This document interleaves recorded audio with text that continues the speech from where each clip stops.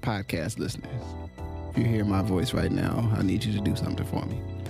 I want you to take out your phone or on your computer, go to Apple Podcasts, search for Ask Your Oldhead Podcast. You'll see my logo, my little picture, my little image there. Find the show. Please rate and write a review. It's a small thing, but it helps others find this work and find what I'm doing here. And it really, really matters, as small as that may seem. So if you could please do that before we get into the show, I very much appreciate it. Thank you for listening. Let's get into it. Peace. You are listening to Good Brothers. Let's get into the show. Peace. I'm Majestic. My brother. What's happening? Man, I'm all right. It's an evening or later in the day or what have you, and I'm reconnected with you, and yeah, you know what I mean. So I'm good. How you doing? I'm well, all things considered, man. I think there's a lot going on, but at the same time, I think it's important for people to focus on how you are and then focus on how the world is, right? Mm-hmm. Deal with your like immediate circumstances and then start to try to deal with the nation, as it were, right? Before you try to end everything. Like deal with your now before you start trying to deal with, the fact that the Electoral College can possibly send electors who we don't agree with to do something nefarious. So, I'm not trying to spend some time thinking about that. I'm just trying to spend time thinking about myself. So, So, on theme, I thought we could do sort of like exercise or a thought thing as peace, something change the tone. And what we wanted to do with you was put together, a playlist of songs. I find that music is a great vehicle to help you with mood shift and signaling mood shift. And so the theme I tapped into was the idea of introspection, and that's for those I'm gonna read a definition of introspection. Just observation or examination of one's own mental and emotional state, mental processes, etc. The act of looking within oneself. And I always, I think there's a value in understanding your inner world, right? Like how you process internally, what things allow you to think about, yourself and the world and how you're doing or where you're seated or whatever, kind of some way or another keeping a, be in tune with that. And so what I thought we would do, and, is go through some songs that, either you go to for introspection or that make you think of, sort of an introspection, introspective, sense. So I want us to try to get to 10, because I feel like if you get around 10 songs, you probably got a good hour plus of something to listen to, depending on how long the songs are. And I did my best not to just pick 5 jazz songs, because that could be an easy route to go, right? Just 5, just because of the way, especially I think for our generation, jazz is sort of imprinted as this mental space, and not necessarily always, at least, not imprinted as a like, here's where I go to get my jam on. You know what I'm saying? Like even right. A lot of aspects of jazz in its origin was get your jam on, but you know what I mean. So I'll lead off, and I'm gonna lead off with I'm going to lead off with a jazz song. I'm looking at these that I swabbled out and making a choice. So first one I'm gonna pick is a Kamasi Washington joint. Askim from that's how I say it. I'm not sure that's how Askim. So yeah, you know what I mean, from the Epic. And and it's just a song that I do a lot of times, sometimes in the morning, in the shower, or sort of in the times I'm transitioning or getting ready for the day. And it's a, it's a beautiful song. You know what I mean? As far as I'm concerned. I don't know if you've ever heard it. I'm not going to play it. Yeah, I mean, from one, it's an epic album, literally, like pardon the pun. But I think, Kamasi Washington, for those who haven't like really listened, is the person. If you haven't heard him, you should go listen right now and catch up, because I think the epic is just that, right? It is like a complete jazz album, right? It's like the type of thing that you took a lot of time to make, and it was designed to take you through a lot of spaces. So that's a great option. So I actually went the entire different way. I actually spent a fair amount of time thinking about hip hop songs that were based in introspection. And seeing kind of like, what those, you got me? Yeah, I got you. Okay. I'm kind of thinking about those and what they meant to me, and kind of the thoughts that came up around introspection. Now, I'll start with saying that these aren't all positive songs, you know what I mean? But they're all different forms of the introspection. And so the first one that I want to use is by Beanie Sigel, and it's Dear Self, Can I Talk to You? And this is on get the actual album. It was on the album that came out kind of when Rough House Records. I don't think it came out on Rockefeller. Or it might have been the last Rockefeller album. And it was really a conversation between him and himself, him and his ego, and talking about all the things that he did as an artist and how he was really being introspective and being thoughtful. And then his, higher self, or, air quotes, what do you want to call it, was chastising him. And then he responds back to his higher self like, well, you participated when I did this. You participated when I did that. Right? Like, you were part of all of it. So don't chastise me now that I'm dealing with depression. Right? And I think, Beans, I think, Scarface, and some obviously X, I think they were folks that made it okay to talk about emotions in hip hop and talk about introspection and be thoughtful around like who you are and what you were doing. And so that song really sticks out because it's really like that by yourself meeting, as Capadonna put it, that conversation you have with yourself of really looking deep inside yourself. So Dear Self, Can I Talk to You is my first one. Yeah. Talk to you. Word. I have to listen now. That's on one of the later records. Yeah, it's definitely on. I feel like I don't know that one.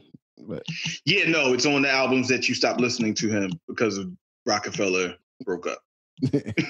So you know what I'm saying? Like, it's just no other way to.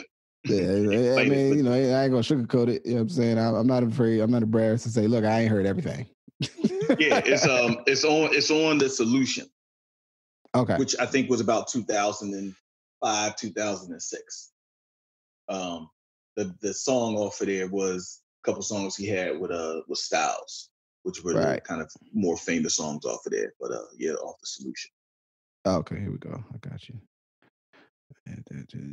So, peace. I like that. So, the next one I have actually is because I did try to push myself to find several hip hop genres, and one I went with is The Roots, Clock with No Hands, and which is with I think Mercedes is singing, and he is singing the hook, and the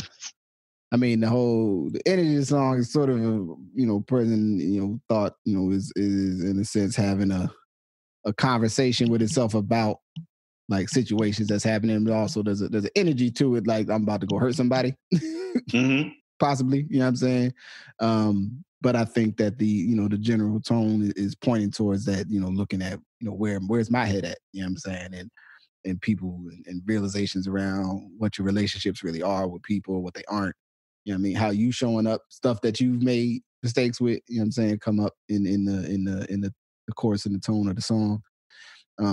It's one of me and the Ice Chip, me and one of Freedom's favorite, joint, something that like I was playing the car, and then one day, we were talking and he's like, oh yeah, you play that one again? You know what I mean? That he kind of tunes into the same, I think, energy with it. You know what I mean? And it's something that, I can work out to anything, especially though, which I found out, which I could share that story at some point, but by accident. But there's a seriousness to the tone of the song, but then there's also like a mellow kind of like, at least to me, a clothing and a calming, embracing whatever those thoughts that come up while you, engage in. So that's my number 3. Clock with no hands. Okay. All right. So I just want to kind of go back to talk about this Sigel song in particular, and some of the lyrics, and I think why it's important. I think obviously his life has been a lot of this kind of stuff, but just so here's just a couple lines. Who are you to lecture me? You question me about my life and the choices I made. How dare you to place me in the early grave? Whoa, why you got to talk to me in that fashion? You can bury me face down with open casket. The whole world can kiss mine. Tell me what this life got to offer. A crooked preacher in a church altar, a short speech and a long offering, a deep grave and a short coffin. Well, I get it. You righteous now. Well, you done drove a car I stole, cooked up a crack I sold. You done slept every trick I laid, collected off every bet I made. But I guess you didn't found Christ. I ain't know he was missing. You know what I mean? And so again, like talking to, many of the conversations we have with ourselves about like, okay, you took advantage, you rocked out with all this when it was going a certain way. And now you're questioning me for these activities, right? And I think in Naeem Akbar, he talks about the self-accusing spirit. And that can go two ways, because the self-accusing quote unquote spirit can be helpful to you or it can actually oppress you, right? And actually leads into the second song that I was thinking about. And this is a one that as a child, I was listening to Gil Scott, like I always thought it was just really too depressing, right? Because what you heard was like the bottle, right? Or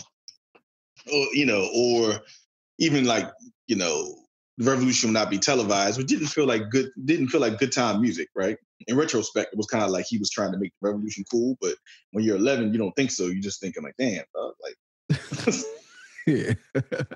Can any of this rhyme? Like, can we put on the whispers or something? Like Third World and Daddy O, like Forbidden Love, like come on, man, like give me something.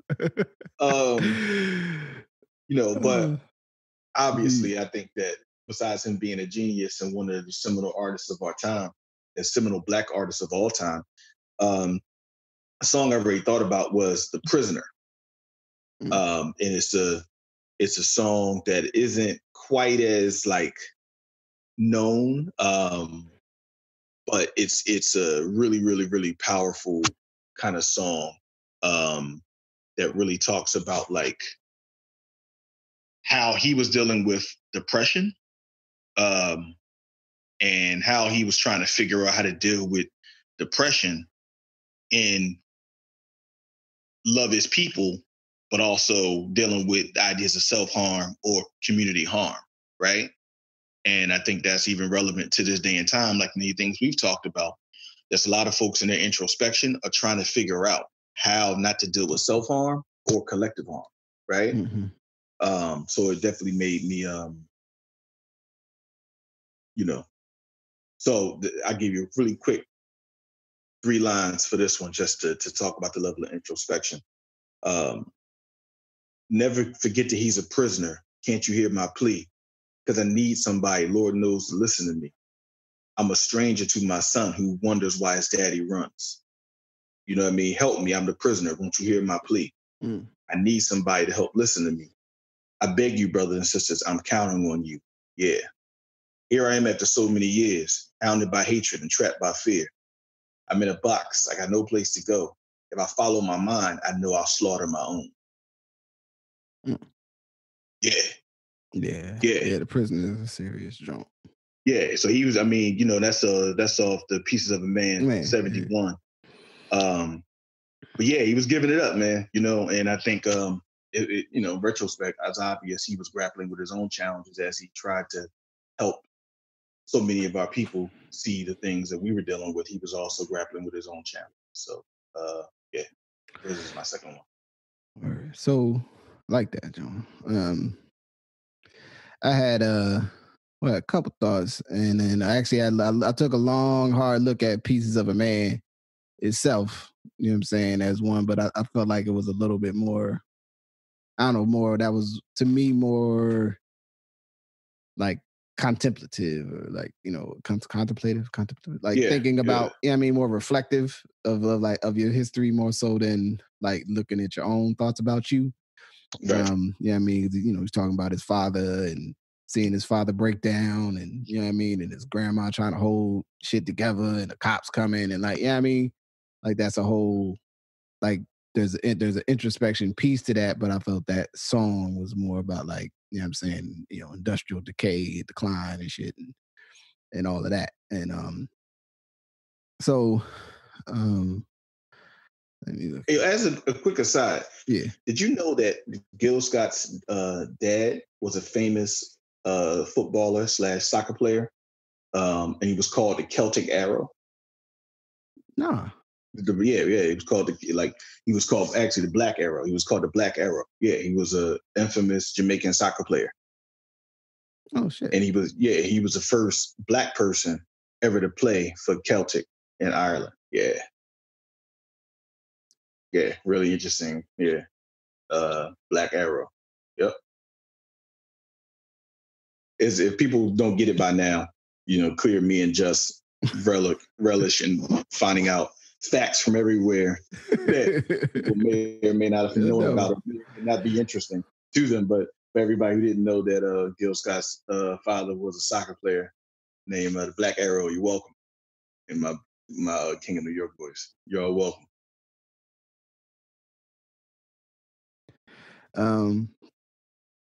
So and I was, you know, thinking about this one for a while. I was like, is it or isn't it? And then I decided it definitely is. So I went with Whose World Is This? Nas. You know what I mean? Rather, The World Is Yours. I'm singing the chorus. You know what I'm saying? But it's very easy to do that. But the whole song, you know what I mean, is really him talking to himself. You know what I'm saying? To me, it's almost a motivational piece where you're like, you know, he's recounting, like you know, said like, you know, I need a new nigga for this black cloud to follow. You know what I'm saying? And like looking at your situation, but still seeing it as like, you know, maybe as motivation to get up and go do whatever it is you're about to do. You know, that the world is still, you know, in your hands, despite all these different challenges that, you know, you're recounting and you're looking at. And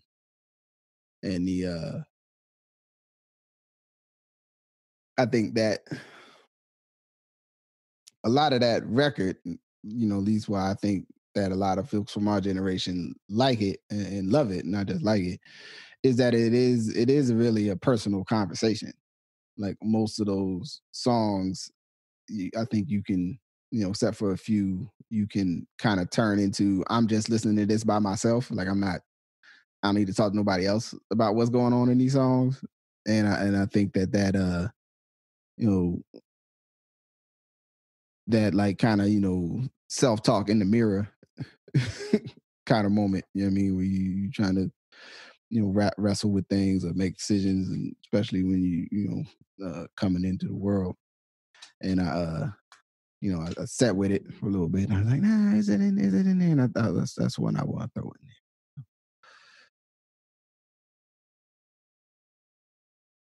Clear this out. Peace, God.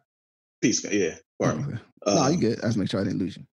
so yeah, like I want to touch on that a little bit because I think it's important to talk about what Nas generally brought to hip hop at that time, which was the ability to see Northeastern Black and brown life as a kind of mosaic, right?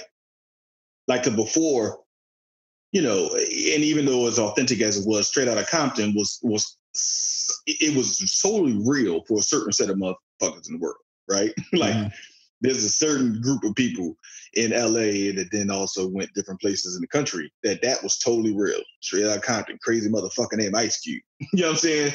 Like we now know that there's a group of motherfuckers straight out of Blankety Blank, crazy motherfucker named Drip Luke from you know what I'm saying? From Rolling 30s, Blankety Blank. You know what I'm saying? Like, and that was the mentality. But hearing it was almost like it fed all the kind of worst ideas of what it meant to like represent the neighborhood. Nas came out with like this really different take on like seeing the neighborhood, seeing the conditions a lot of different ways, right? Like New York State of Mind is great, right? New York State of Mind is definitely like shit. Okay. You know what I mean? You can look back and find parts of your life that connect with like how he felt with New York State of Mind, just insert your city, right? But then whose world is this? The world is yours. The original and the remix, right? Both kind of brought a brightness, right? Like you said, the reflection of like, you know, I need somebody for the dark cloud to follow to wise over me. It's too dark to see them out, trying to maintain, right? They lock the champ up. Even my brain's in handcuffs, right? Headed to Indiana, stabbing women like the Phantom, right? But then it's like my crew's lamp, the Ill Will style, like in the Tim's on my feet, keep my cipher complete. So he's jumping back and forth, talking about the mosaic, which is kind of Black life through his eyes at that time, which I thought was really important because that level of nuance wasn't being shown by a lot of artists because I think the age of a lot of artists they weren't there. Besides like a Chuck D, right? And I this is for another time, but I think Chuck D's age had so much to do with why he made such good music for a time when everyone else was like 18 and 19. Right. He's a grown man. Yeah, he's grown up. He was grown up. He was full grown. He wasn't like half grown. He wasn't. He was full grown. He was grown. Yeah, he was. But I think Nas brought a curiousness, right? He brought that to table. So I think that's a great song to share. So I have a Nas song that I'm going to go on. It's kind of a different angle. It's Stay off the Life is Good album. And so just for context, the Life is Good album is an album that he had released, I think, in 2011. After not releasing an album in a long time, it was kind of like Nas's return. And it was kind of like the quote unquote mature Nas's return after him and Khalees got divorced. And, I think over time, to some degree, that kind of like curiousness and that nimbleness kind of shifted a little bit, a little jilted. You get some little jilted, hard relationship. But I think it's a very, very interesting thing. Some people have defined the album as the Hear My Dear of hip hop. That's a tall order for me personally to say. Yeah, that's a. But it was the first album. Yeah, but it was the first album dedicated to like 6 out of 10 songs is going to talk about the fact I just got divorced, which traditionally in our culture we don't talk about. We don't tell you if you were married. We damn sure don't tell you got divorced. Yeah. So they just broke. They just ain't together no more. Yeah, it just ain't. So he was the first one to kind of make that such a pronounced thing. And so Stay, produced by Large Professor, an amazing beat. And so and I'm somewhat biased to the first line, is "Piece of the 5%ers," but like, thanks, Nas. Yeah, but he talks about, like, just really how he's grappling with being him after divorce, with his mistakes, talking about her mistakes.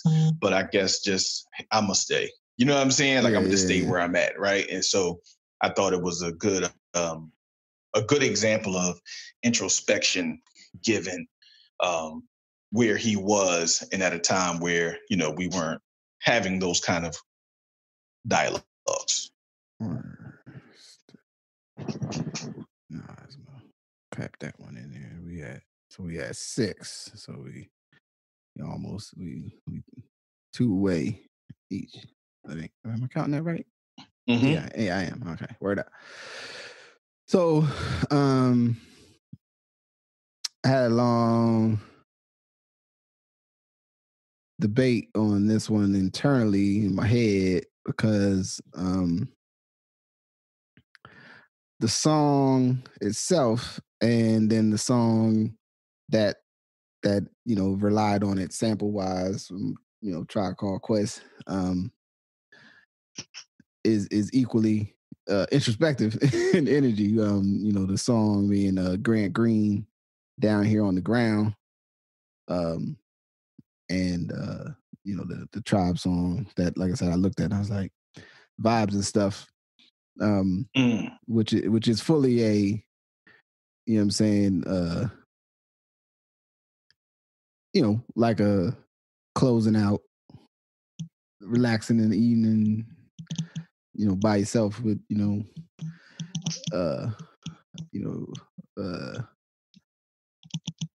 thinking about your life kind of jam, you know what I mean? And maybe I'll finagle the bagel on the rules and I put them both in. Okay. All right. You know what I mean? Because it's it's just anyone that's heard the one song will hear the other song and go, oh wow. You know what I mean? I might send it to what's his name? Your man Spice Adams, so he could do one of them videos where the dude don't know the sample. Be like, where Tip at? For the Tip. You know what I'm saying? So he could do the whole bit, like waiting for Q-Tip and Fife to come in. But it's in terms of because I think it's important, like I said, that's why I was thinking about this and the importance of music in terms of, like, the tapping in to certain senses, you know what I mean, emotionally. I think especially for men, I think that's part of the sort of the way music, way the music has always operated for Black men in America, is as a vehicle, for sort of emotional expression. You know what I mean, sorrow to jealousy to anger, you know what I'm saying, to even, whatever the emotional construct is for, like, not giving a fuck. You know what I'm saying? Like, I just want to have some fun. You know what I'm saying? I just want to say something that's outlandish and release, you know what I'm saying, so to speak. I think that's always been a part of that. And I think that so that's my next one. Grant Green, Down Here on the Ground, coupled with vibes and stuff. No, and I think, as an aside, I think that those albums were important in the Tribe doing that stuff, again, relatively at a young age. Yeah. Showing us the diversity of jazz. Because, again, you grow up, you listen to jazz, and it's what your parents is listening to, or when you go to, like, the doctor, right? And it's like, it's not, like, bouncy. It's not, no one's using xylophones, right? Like, so... So no, I think that's a great example. My next one actually is from an artist I've previously mentioned. Different angle. It's Beans again, but it's Feel It in the Air. Feel It in the Air. I think this is off the Becoming. Yeah, I think that album, that was like his third album on Rockefeller or whatever have you, but it was definitely the beginning of the end for that kind of juggernaut. And so Feel It in the Air, is unique in that it's totally a song about introspection and paranoia. Mm-hmm. Right now, we know that the whole paranoia in our music, Face, I would argue Face kind of coined it, kind of starting with the paranoia element of it and Ghetto Boys with Mind Playing Tricks on me, but then Face kept going with it. Obviously, X brought it, brought the paranoia element as well. But Sigel's interesting because he's being introspective about the nature of his relationships, right? So he's being introspective, saying like, something funny going on in my mind different. You know what I'm saying? Like, and really looking at people and saying like, okay, I can feel something honestly. You know what I mean? I can feel the change and someone being like in the street, conscious of their life and death, but also conscious of the change in the relationship. Which again, I think is a kind of a topic that doesn't get enough attention, right? The attention of like, how do you deal with relationships in a space of transaction? How do you try to keep transformational relationships in a world that is inherently transactional, right? And I think Sigel did a good job of kind of tapping into that. My favorite line, is it ain't a us or we or I'm a thing. It's a good, bad karma thing. It's a song men of honor sing. So I swear feel something honestly, Mm-hmm. And so I think also for people who would consider themselves folks of character and things like that, it kind of speaks to that introspection of the nature of relationships. So yeah, that's my like fourth. they say, Mac, tighten up your circle. Before they hurt you. You know what I mean? Like, the other joint, when you close out the first verse, the handshake ain't matching your smile. Smile. Shit is foul. Like, yeah, I mean, but the intercommunity reality of like people's subtle behavioral adjustments. Yes. And like how, especially for us, we've always had to be attuned with, wait a minute, that person ain't the same. They talking the same, but they ain't the same. That's right. You know what I'm saying? Like, and sometimes you can read that wrong, but a lot of times you reading it right. You know what I mean? You like, all right, man, something ain't right. Like, he talking weird. You know what I mean? Or, you know what I'm saying? And you could be ignoring it, right? And right. so, like you said, it's spaces that you might ignore the change. You know what I mean? Versus like in some worlds, you can't afford to ignore the change. Yeah. Not at all. Right. And so, yeah, I think that just talking about the change in body language, change in relationship, like feeling your intuition, right? Right. I was thinking about Heat. You know what I'm saying? In the movie and the character, Rob De Niro's character, like, if I get a whiff or something ain't right, drop everything, I'm out of here. Right. I mean, which is a hard movie to watch because it's not seems to be streaming anywhere. And anyway, I had to pay for it, but I was trying to rewatch that recently. And you know what I mean? But that energy where you're like, man, something, you know what I mean? Like, hey, something ain't cool. Like, I don't know. And it's a fascinating psychological movie. And to your point, that shit is real. When you get a whiff, you should probably follow your inclination. Yeah. And get away from that person. Like, I got it's a funny story. So my pop was having his 60th birthday. He was there. Shit, thank God you wasn't there. Remember when Uncle Columbus?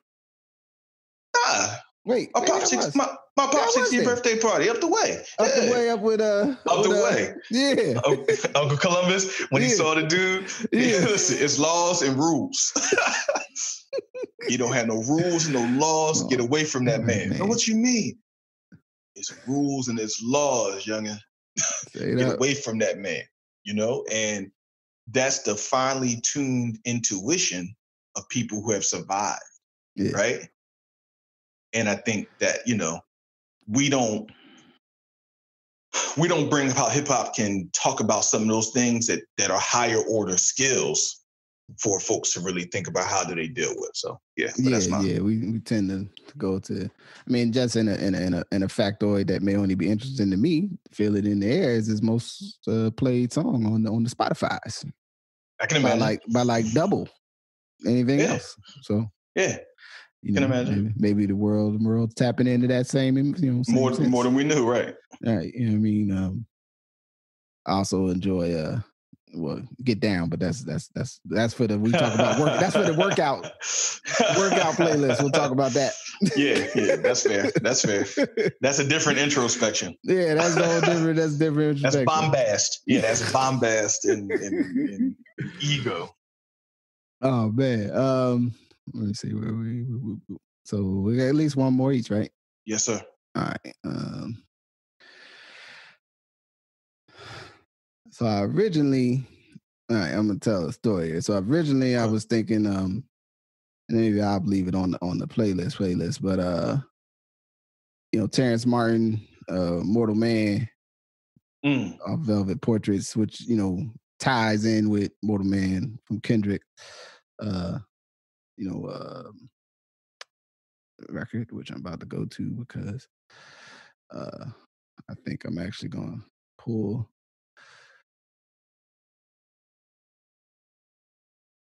off of "To Pimp a Butterfly." I mean, which I think the energy of that song is a little bit more it's not totally a personal conversation. It's kind of like a me and the person next to me conversation. But I feel like when I listen to Terrence Martin's sort of instrumentation without lyrics and these other parts and the way that plays, it takes me more to a interpersonal, internal conversation. But I think I'm gonna go with off Damn, Triple X,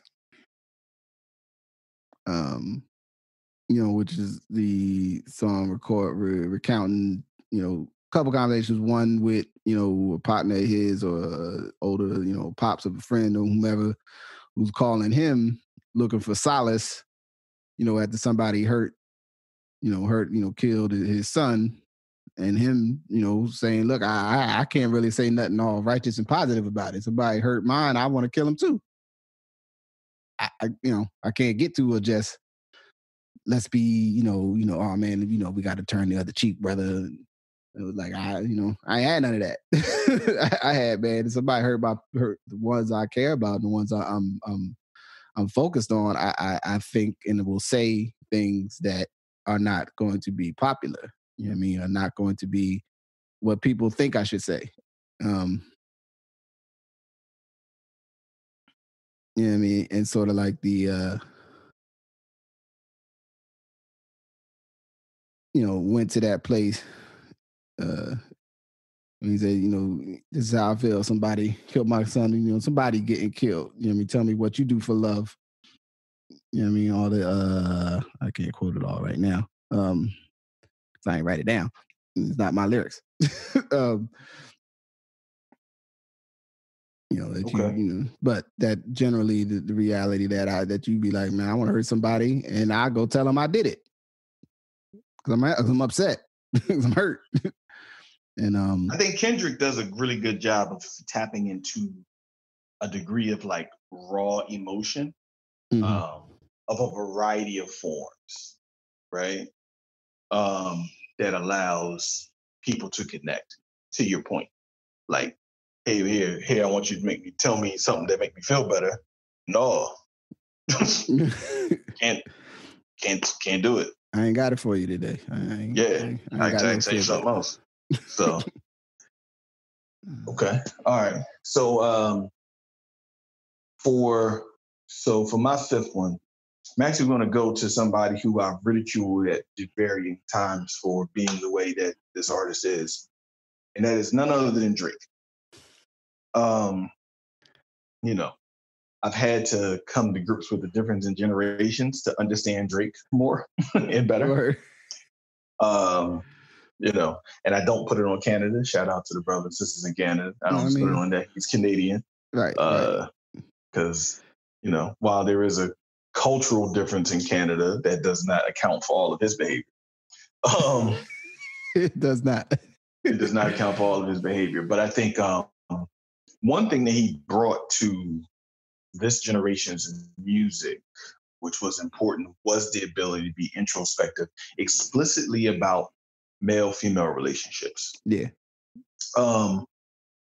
Traditionally, the realm of being able to be real about male-female relationships was basically for R&B singers, and it all was almost like either I want you or please take me back, right? Mm-hmm. Which are both kind of both responses in different ways, right? Yeah. He's the first one to kind of be like, hey, I'm calling you, please pick up the phone, or you're calling me and I don't want to pick up the phone because I saw you at the basketball game with the NBA player and I feel bad about that because I know that's your boyfriend, and and clearly it's gotten into a whole bunch of stuff. Indeed. But the song in particularly it's called Too Much. It's for Drake and Sampha. I'm inclined to think that it was actually Sampha's song originally. As I've come to learn, Drake being kind of a kind of global, Afro-global artist in a strange way. Yeah. Takes stuff that he'll hear in Canada, takes stuff he'll hear in Africa, takes stuff he'll hear in England, and just jump on it, because in America, we ain't heard it. Right. We don't know nothing about that song. Right. So he jump on it and be like, hey, it's my song. So like, yeah, when we release this in the States, you know what I'm saying? It's gonna say my name first. Yeah, but I think it was Sampha's song. It's a British artist, and then Drake came out with it. But it talks about his estrangement from his family in Memphis. It talks about like his relationship to his mom dealing with depression. It just, I think it's a not talked about as much song, because it's not just about women, but it's an interesting song of to reflect upon, especially for that generation. It was often nothing was the same. All right. Yeah, there we go. All right. I have to look that up and put that on there. So, and actually, just if you allow me, I have an extra interestingly, and it's, I'm not choosing a particular one, but it's off of the 444 album with Jay-Z. Now, I often wonder how much of that was manufactured introspection. Did they pull the biggest trick on us in the world to like break up and release 2 or 3 albums about how they broke up, and then a collective album? Part of me kind of like calling me skeptical. Yeah, man. I mean, they're really smart. I get it. They're really smart. Clearly the breakup wasn't fake. When your sister's beating the shit out. Yeah, your sister take a kick at you in the elevator. It's clearly like, yo, you know what I mean? Something happened, right? But I think the 444 album and then the Love Happy album are both interesting places of introspection. And again, good, I think, for this generation of not having those kind of examples, and people, we've often bought into men just not talking about things, whether they were right or wrong. Right. And so I think for folks to see Jay-Z do it was quote unquote important. Again, I don't know how real. So 444 on the 444? Yeah, actually. Yep. Yeah. No, I like that. Go ahead in there. Yeah, on the bonus. So I had some others that made my I'm debating. And I ultimately, from on the jazz side of things, Lamar, George Benson, which, well, you listen to it, those will know the sample that maybe you won't actually, because at this point, everybody don't be always picking up the samples like they used to. Oh, I don't know that song. But I want to say it's a common. No, that's the other one. I'm thinking of the Under the World. I also had and I wasn't 100% sure about Can't Call It off the High School High soundtrack, the De La Soul, which was a good, nice energy.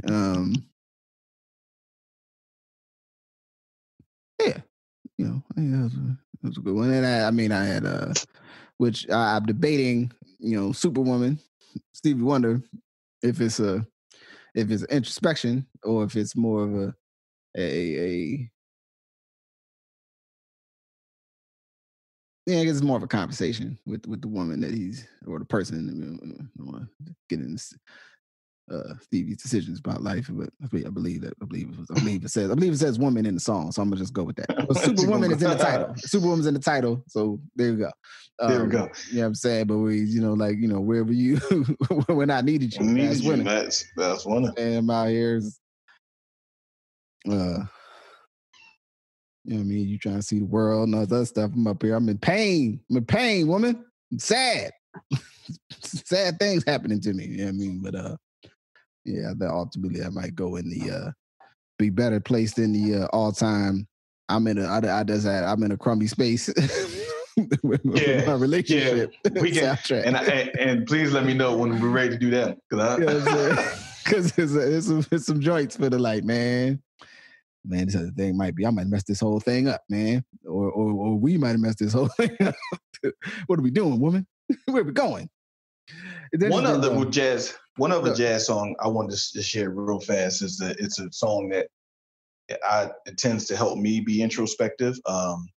It's an artist named Yussef Days, Yussef Days, Dayes, and the song is called For My Ladies. I've gotten into British jazz a lot because I find that their influences on how they do jazz had a lot to do with hip hop.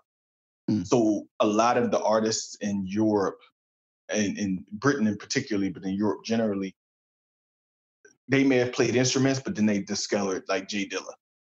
Mm-hmm. Right? So and then by the nature, they might it up and smash. Making it dusty, and then also because they are exposed to other musics just in their experience, right? They can play stuff faster or slower, But Yussef Days, For My Ladies, there's a song that I would suggest when you want to put on just to kind of, to your point, be introspective and kind of process some things. Besides just being like a generally dope artist.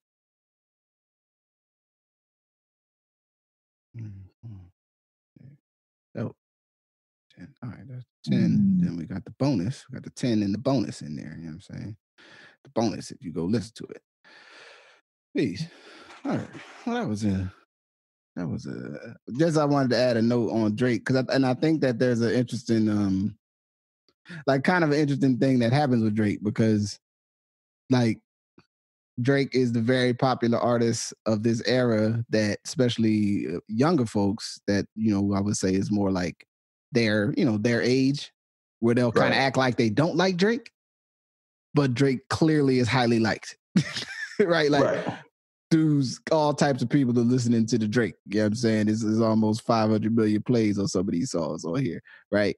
But then you can, if you, as I like to say, if you skim the way somebody talks, the way certain content providers talk about things on the internets, you could believe the lie that whatever Drake is spitting and doing is not resonating with people. You know what I'm saying? Right, and that's like, a damn lie. They're like, oh, nah, man, that's not like us. We don't really like Drake. Other people like Drake. It's like, nah, man, you like Drake, man. You was in here on that Marvin's Room. That's you. Like, you about that nigga. You know what I'm saying? Why you like him? That ain't cool. Or I'm in my feelings right now. Like, that's you. It's all right, man. You can admit that sometimes you done thought at least had a bad night. You know what I'm saying? And or also like, Drake got all the songs with the letting the girl, I love you, but the doody. And I think that I don't think it's especially in a world where the music, I mean, quite frankly, a lot of R&B, at least on the, what would have been called R&B, is sort of somewhere between hip hop and pop. And then it's it's not super deep all the time in what it's talking about in terms of like emotional resonance. It's like hip hop. Yeah, you know what I'm saying? It's like it's just a motherfucker kind of rapping, kind of singing, and now that's been passed off as R&B versus like it's not a lot of the and all that kind of stuff. You know, it's not a lot of the hard singing R&B artists of the late 70s where it's like, come on, girl, I want to let you know. Like, you know what I'm saying? Like with force and power, how serious I am about this relationship, you know what I'm saying, or what we're going through. You know what I mean? It's a different approach, you know what I'm saying? And then, so I think that there's something to, you know, the amount of songs that he has that have either that, you know, from a interpersonal emotion, pain, heartache perspective, but also some are just like the, you know, trying to be positive about life, man. I'm trying to look at the brighter side of things, you know what I'm saying, type of jams he got. So I appreciate that, even if I don't be knowing all the Drake songs. Word up. All right, well, I mean, I think we achieved the mission on that one. Yeah, it was a good journey down that process. And for everybody listening, check out the playlist. You know what I mean? Give us some feedback on the songs, and we'll be back soon with another version of this. Indeed. I'm gonna say peace. Thank you for listening to Good Brothers. Thank you to you, the listener. Thank you to my good brother, Majestic. Good Brothers is produced and recorded by me, Justice Rajee, with my brother Majestic right here in the comfort of my own home, in my own space. Music considerations and acknowledgement to our good brother Knowledge Divine, Black Man Green Plan, if you know what it means out there in the internets. And in all things, you know, heading to what will be a rough, you know, holiday season with the for those that didn't engage in those such things, with the pandemic and the weather and everything that's going to be. Please be safe. Please make good decisions and good choices. You can support the podcast by becoming a patron. Just search Ask Your Oldhead or Justice Rajee on Patreon. Also, feel free and please share widely. You can always give me feedback at Justice Rajee, at Oldhead Rajee on Facebook, or any of the social media accounts listed in the show notes. So please take a look. And with that, I'm just going to ask you to be safe, make good decisions, and listen to good music. Thank you for listening. Peace.